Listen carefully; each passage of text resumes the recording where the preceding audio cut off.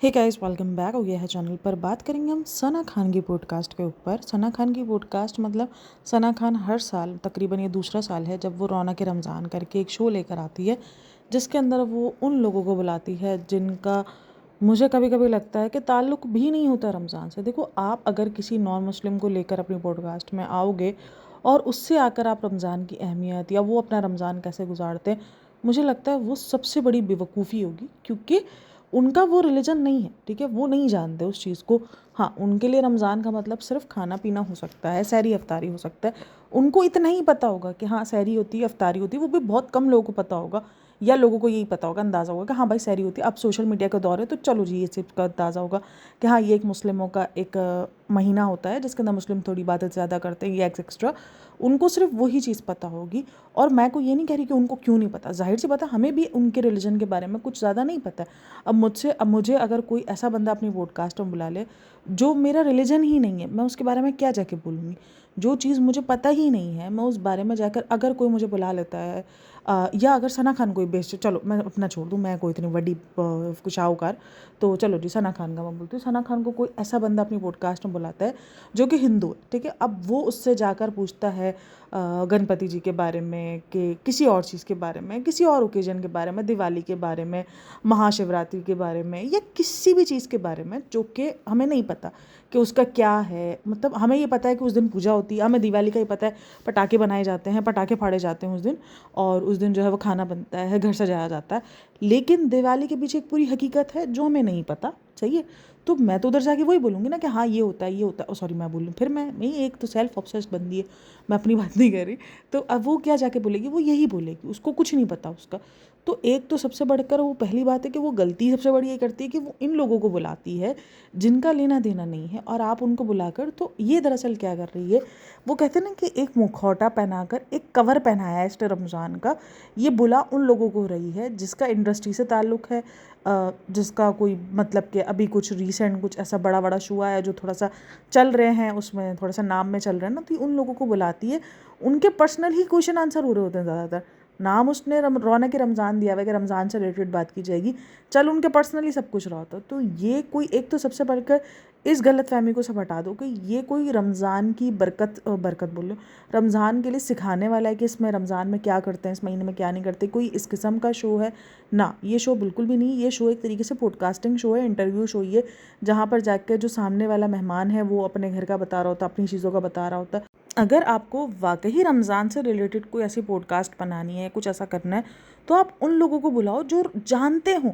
अब उसने सबसे पहले एपिसोड में बुलाया अपने हस्बैंड को, चलो उसको थोड़ी बहुत नॉलेज थी, वो थोड़ा बहुत बता रहा था रमज़ान के मामले में, समझ में आता है, चलो वो भी एक्सेप्ट था।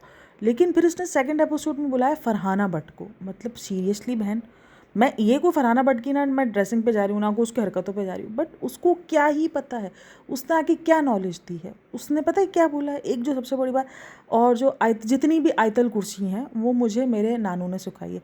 सबसे पहले तो आयतल कुर्सी एक ही है बहन, जितनी भी आयतल कुर्सी नहीं है, क्योंकि इसको लगा कि जितने भी कलमे हैं बोल लूँ और जितनी भी सारी चीज़ें, तो ये कलमे होगा, आयतल कुर्सी हो गई, माने मुफस्सिल, माने मुजम्मिल, ये जो चीज़ें ना ये स्पेसिफिक चीज़ें, मतलब ये होता है कि हाँ ये चीज़ें आनी चाहिए। तो उसको लगा कि जितनी भी आयतल कुर्सी हैं वो सब मेरे नानू ने बताई। मतलब जिसको ये तक का अंदाज़ा नहीं है कि आयतल कुर्सी एक ही है, तुम उसे बुलाकर तुम उससे उस महीने की फजीलत पता कर रहे हो। मतलब भाई उसे नहीं पता उन सारी चीज़ों का। शायद हमें भी, हम नॉर्मल इंसान भी, मतलब मैं बोलती हूँ आप नॉर्मल भी इंसान को नहीं बुलाओ। आपको अगर वाकई इस्लाम के बारे में जानना और इस्लाम से रिलेटेड आपको लोगों को सिखाना है, तो फिर आप उन लोगों को बुलाओ जो ये सिखाने का काम करते हैं। मतलब उस दफ़ा उसने रश्मि देसाई को बुलाया था, जो कि रश्मि देसाई बहुत ज़्यादा ट्रोल हुई थी। मैंने उस टाइम पे भी कहा था गलती उसकी नहीं है। अगर आप किसी नॉन मुस्लिम को बुला रहे हो, उसको क्या पता क्या करने का क्या नहीं करने का। मतलब उसके लिए तो वो एक नॉर्मल सी पॉडकास्ट है। वो अपना उसका बहुत ज़्यादा डीप गला था जिस पर उसको बहुत ज़्यादा ट्रोल किया गया था।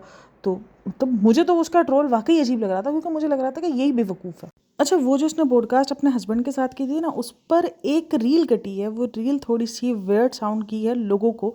वो ये था कि उसने ना ये बोला कि सहरी आपकी कैसे कंप्लीट है, कैसे विदाउट किस चीज़ से इनकम्प्लीट है। तो उन्होंने कहा कि अम्मा जो है वो मेरी हमें गर्म चीज़ें और इस तरीके की चीज़ें, गोश्त और भेजा और वो सब खिलाती थी, कि वो गर्म चीज़ें खिलाती थी। इस तरीके से उन्होंने ये बात कही। तो उसके बाद सना खान ने कहा मैं भी आपको गर्म ही खिलाती हूँ। तो उसने कहा कि हाँ आप पराठे गरम ही खिलाती हैं, तो बोलती है नहीं नहीं सब कुछ ही गरम खिलाती हूँ। तो वो चीज़ लोगों को थोड़ी सी डबल मीनिंग लगी जाकर।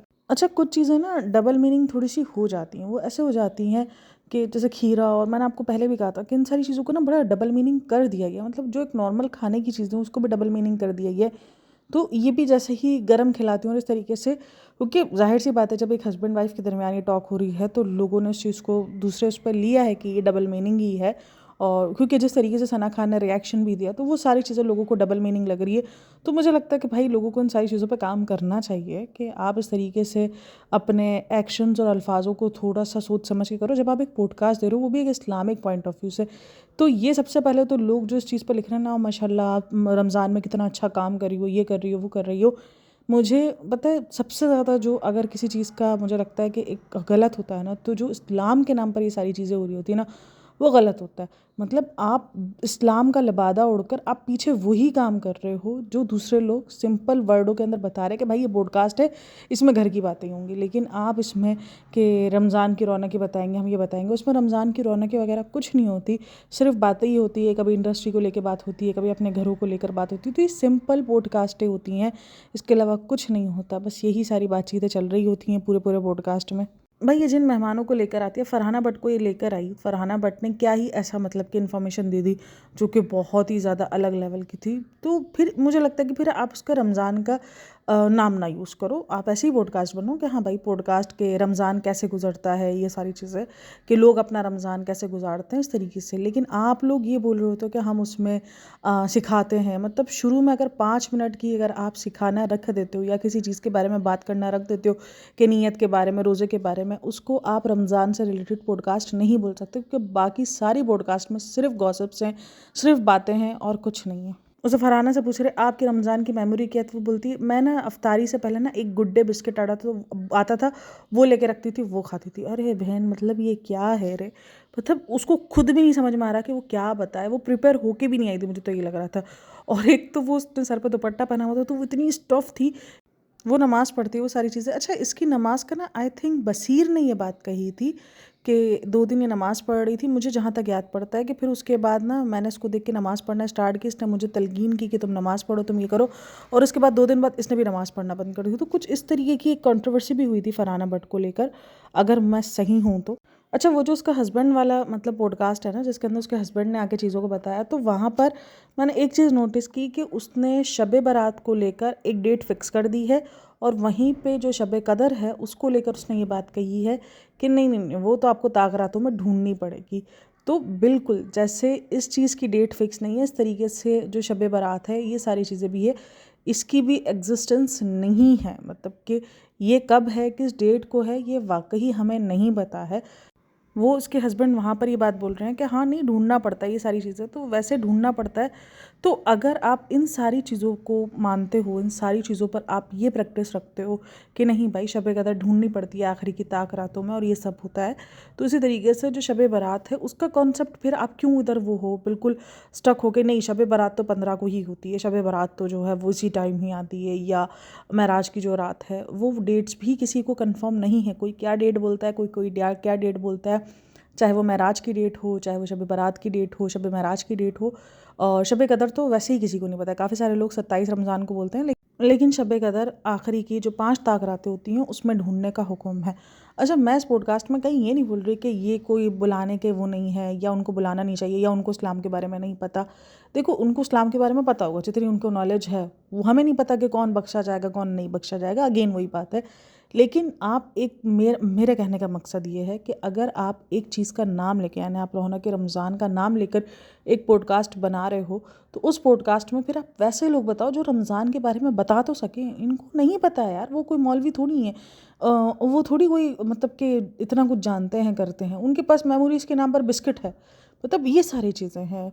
अच्छा, एक तो ये लोग ना दूसरों के मालों पे बड़ी तनकीद करते हैं, मतलब सना खान हो गए, उसके हस्बैंड हो गए, कि दूसरे जो है वो माल कमाने के पीछे लग गए हैं, कभी हराम का बोलेंगे कि हराम कमाने, बस माल आना चाहिए कहीं से भी आए ये वो, और जबकि जो इसका हस्बैंड है वो खुद भी अच्छा खासा मतलब कि करोड़पति आदमी है। इन्होंने ना ये थोड़ी सी जो हिपोक्रेसी बिहेवियर है ना वो इन दोनों में देखा जाता है।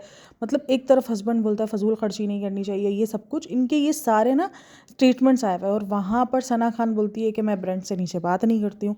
तो ये मतलब इस किस्म के कि अपने लिए कानून डिफरेंट है और दूसरों के लिए कानून डिफरेंट बनाना है, दूसरों को सब्र की तलकीन करनी है और अपने को बोलना है कि नहीं नहीं अल्लाह ने दिया है तो खर्च करना है। तो ये वाला बिहेवियर भी बहुत बार सना खान के और उसके हस्बैंड की पॉडकास्टों में देखा गया है, मैंने बहुत बार नोटिस किया है। अक्सर क्योंकि क्लिप्स वगैरह कट कट के आ रही होती है ना, तो उसी पर मैं देखती हूँ, तो उस पर ये सारी चीज़ें आ रही होती है। खैर आप लोगों का क्या कहना है इन सब में लाजमी बताइएगा। और अगर आप लोग चाहते हो कि इनकी पूरी की पूरी पॉडकास्टों का अगर वो किया जाए, रिव्यू किया जाए, तो भी लाजमी बताना। कोई एक आधी ऐसी पॉडकास्ट होगी। अच्छा, इस पॉडकास्ट में ना शुएब इब्राहिम की बड़ी डिमांड की गई कि शुएब इब्राहिम और दीपिका कक्कर को बुलाया जाए। अब देखो इस सीज़न में ये लोग आते हैं नहीं आते, लास्ट वाले सीज़न में भी कहा गया था बट लेकिन नहीं आए थे। इस वाले सीज़न का पता नहीं, देखो क्या है क्या नहीं है। खैर आप लोग का क्या कहना है इन सब में लाजमी बताइएगा। बाकी वीडियो चली गई तो like share and subscribe my channel. अपना बहुत सारा ख्याल रखना, मिलता है नेक्स्ट वीडियो में, तब तक के लिए टेक केयर, बाय बाय, अल्लाह हाफ़िज़।